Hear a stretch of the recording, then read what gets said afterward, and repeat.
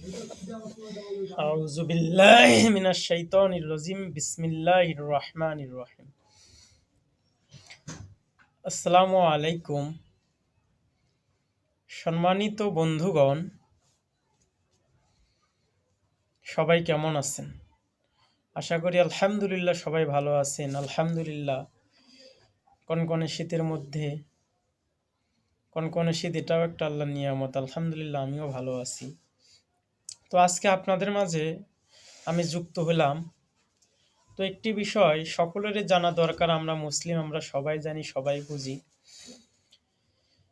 তো জানাজার নামাজ সম্পর্কে কিছু কথা আপনাদের মাঝে আমি তুলে ধরবো ইনশাআল্লাহ। জানাজা, জানা তারপর জানাজা, জানাজার নামাজ সম্পর্কে অবশ্যই আমাকে আগে জানতে হবে জানাজার নামাজটা কি। আজকে আমি একজন মোদ্দার জানাজায় যাব, যদি তার নিয়ম নীতিমালা না জেনে যাই বা যা যা জানা দরকার না জেনে যাই, একদিন আমারও ঠিক মৃত্যু আসবে। আমার জানাজায় অনেক মুসল্লি আসবে, হয়তোবা আমি ওই মোদ্দার মৃত্যুতে যেরকম জানাজায় গিয়ে যেরকম ফাঁকি দিয়ে এসেছি, এরকম আমার জানাজার ক্ষেত্রেও ঠিক এমনটাই ঘটবে।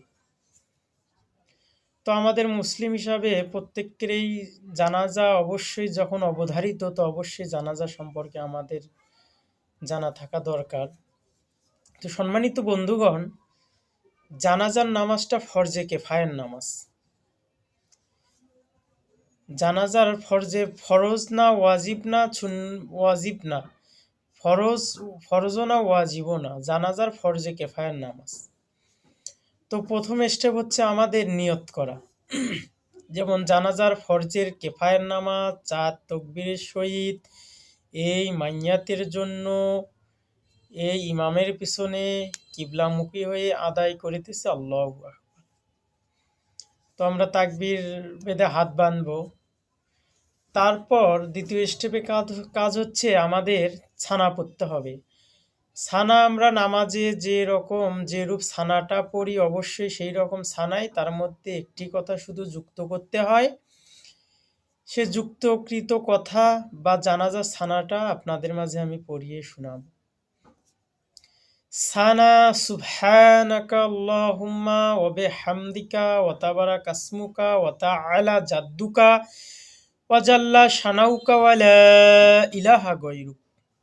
অবশ্যই ওয়া জাল্লা শানাউকা ওয়া লা ইলাহা গায়রুক এ কথাটি যুক্ত করতে হবে।